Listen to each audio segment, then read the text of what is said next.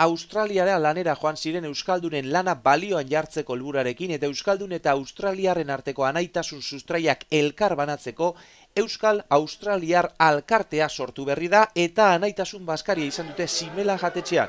250 lagunetik gora batu dira eta hemendik aurrera ekimen gehiago ere egingo dituzte.